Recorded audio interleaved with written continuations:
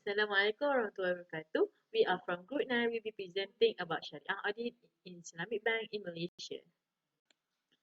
Firstly, for the introduction and background of this research, based on Shariah Governance Framework issued by Bank Negara in 2011, all Islamic financial institutions are made mandatory to establish Shariah audit function in their respective organisation. According to the framework, Shariah auditor need to provide reasonable assurance and ensure the effectiveness of the internal control system in the organisation to be Shariah compliant. The failure of giant corporations such as Enron and Webcom is because of the weaknesses of their internal control function in the organisation. Similar to the Islamic Bank, the work performed by Shariah auditor complement the function of existing conventional internal audit and act as one of the line of defence to ensure the operation and activities of the bank do not contravene with Shariah principles. Actually, auditing is not a new practice in Islamic tradition, as it has been implemented since the early part of the Islamic age, where Muslim scholars thought regarding accounting and auditing were recorded based on Al-Quran and Sunnah. Moreover, Allah Subhanahu wa Ta'ala also remind in many verses of Al-Quran to record all transactions truthfully as evidence of the process and all transactions, including business transactions. One of the verses related to this is in Surah Al-Baqarah verse 282.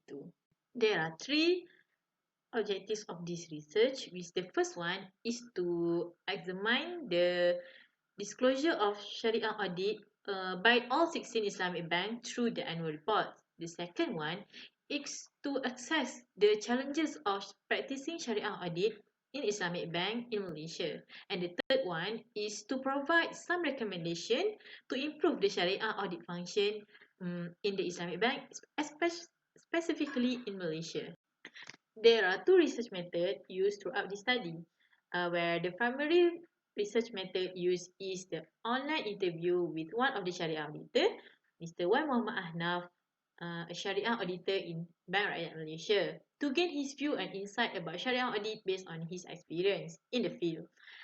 The second one is content analysis method, where it is used to gain and collect relevant and accurate information about Sharia audit based on annual report of all 16 Islamic banks in Malaysia. Assalamualaikum. My name is Amira. I will present on the finding of disclosure of Sharia audit in Islamic banks.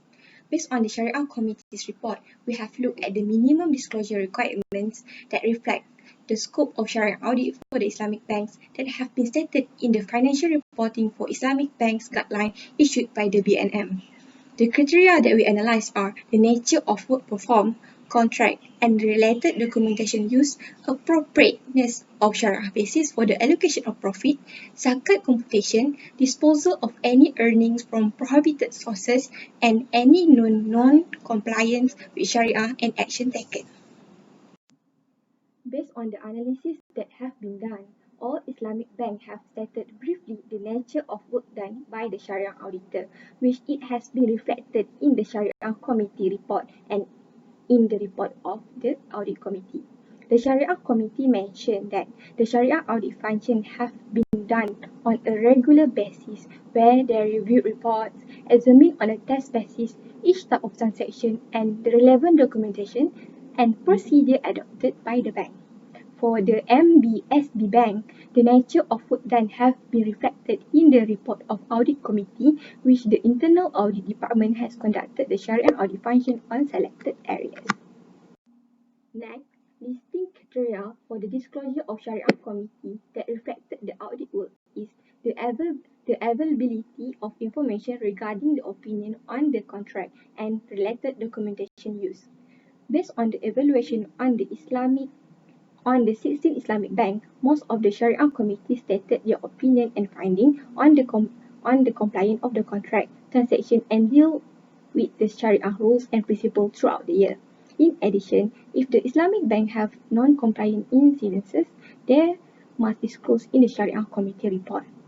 For example, as stated in the report of Sharia Supervisory Council of Bank Islam Malaysia, they have disclosed 5 Sharia non-compliant incidences in their report.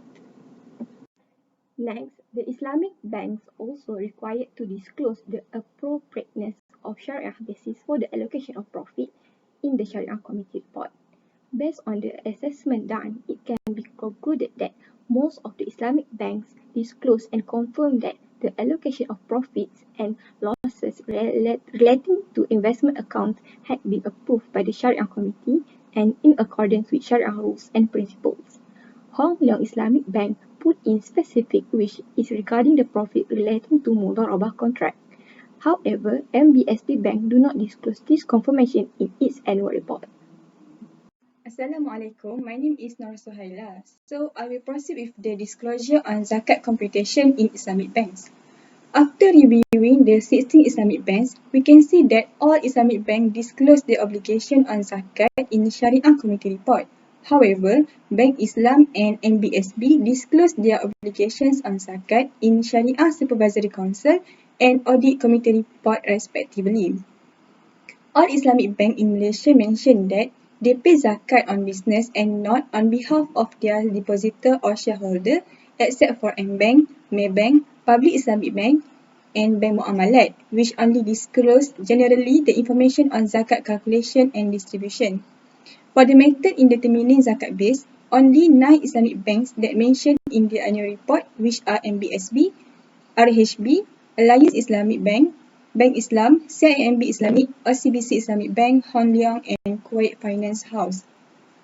Next, for the zakat beneficiaries, only NBSB disclosed in their annual report about their zakat beneficiaries, including schools, mosques, university and NGO. Next, for the disclosure on the disposal of any earning from prohibited sources, we found that all banks specifically mention about the disposal of the prohibited earning by Sharia rules and principles to the charitable bodies, except for RSGH Banking, M-Bank and MBSB Bank that does not mention on how they dispose earning from the prohibited sources. In addition, we found that 3 of the banks, which are Kuwait Finance House, Standard Chartered Sadiq and Bank Islam, also choose to refund the earning to their clients as one of the ways for them to purify their bank's earning. For the Hong Leong Bank, despite channel the non-Sharia compliance income to the charitable bodies, they also has provide their own list of beneficiaries in their annual report.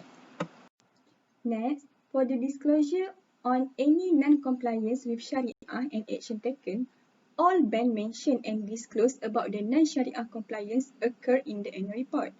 After analysing 16 Islamic banks, we found that 8 Islamic banks which are Al-Rajihi Banking, Alliance Islamic, M-Bank Islamic, Bank Islam, HSBC, Hong Leong Islamic, OCBC Bank and also Public Islamic Bank have disclosed about the action taken for the non-Sharia compliant event occur in the company.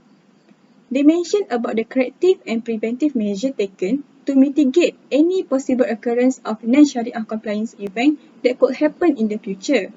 Example of the prevention such as following to the method approved by Sharia Oversight Committee, providing rectification plans to the Board of Directors and rectify according to the requirement in SGF, while the rest only mention on the mitigation strategies in general. In addition, M-Bank Islamic and Hong Leong Islamic specifically mention in their annual report on the amount of non-Sharia compliance income that they have gained throughout the year.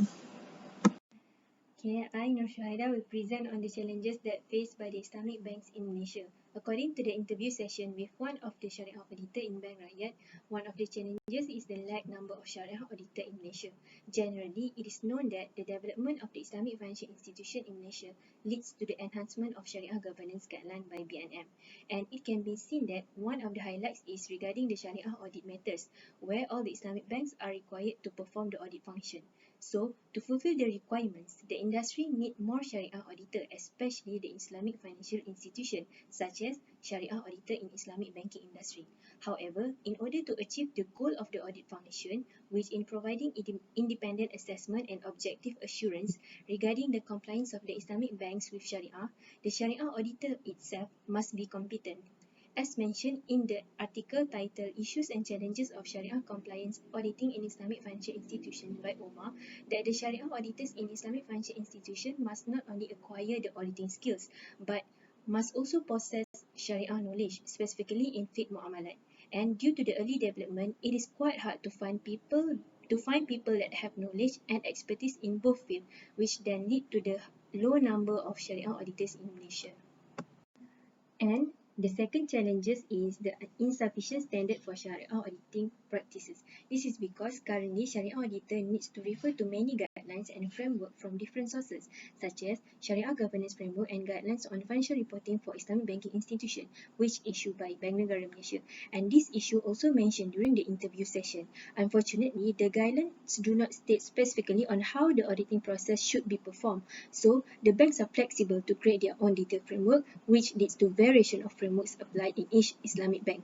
To add, as mentioned in the article by Bossi entitled Issues and Challenges of Auditing in Islamic Financial Institutions, indicates that Sharia auditor in Malaysia need for an integrated Sharia auditing standard, which can cover all aspects of Sharia, includes the governance, competency, processes, and reporting system requirements of Islamic financial institutions. This is because without a proper Sharia auditing process, Islamic financial institution will have difficulty in fulfilling the maslahah to the ummah through socio-economic justice and in achieving of maqasid Sharia, which also mentioned in article titled A Review of Sharia Audit Practices in Islamic Financial Institution, which written by Rashid. Besides, the specific and comprehensive standard also will make the authority be able to govern and evaluate the Islamic banks easily, because all the banks will refer to the same standards. I am Aishatul Nadia. So for the conclusion, the result of the study indicates that there is inconsistency of the disclosure of Sharia audit for the Islamic banks in the annual report. It happened because of the absence of the standard on the Sharia audit disclosure by BNM, in which they only provide general guideline for the Sharia audit function to comply. After considering the challenges in the Sharia audit, such as the lack number of Sharia auditors and insufficient standard of Sharia audit practice, few recommendations are suggested for related parties to enhance the Sharia audit functions in the Islamic banks. The first recommendation is the educational institution may offer an integrated educational structure that cover both accounting and Sharia to ensure the competence of the Sharia auditor in the industry, because it is essential for the Islamic banks to have a qualified and competent Sharia auditor. BNM also require all Islamic banks to have Sharia audit function in order to uphold the Sharia principle in all the Islamic banks' activities. Sharia auditor not only must have knowledge in accounting, auditing and finance, but also must have a knowledge in Sharia and fiqh muamalah. This knowledge is important as they will involve in determining the Sharia compliance status of the products, contracts and activities involved in Islamic banks, and also ensuring the true financial transaction recording. Secondly, the establishment of comprehensive Sharia audit framework for Islamic banks by the regulator also important to help the Islamic banks in conducting Sharia audit and provide clear guidance to the Sharia auditor. The presence of the standard may guide the Sharia auditor to get the idea on how to perform Sharia audit and ensure that all relevant information being disclosed in the annual report to provide a strong assurance to their stakeholders. Overall, all related parties should involve and play their roles in ensuring the competitiveness of the Islamic banks in Malaysia. Thus, a presence of qualified and competent Sharia auditor and Sharia audit standard are important to ensure the comparability of the performance between the Islamic banks. So that's all from us. Thank you.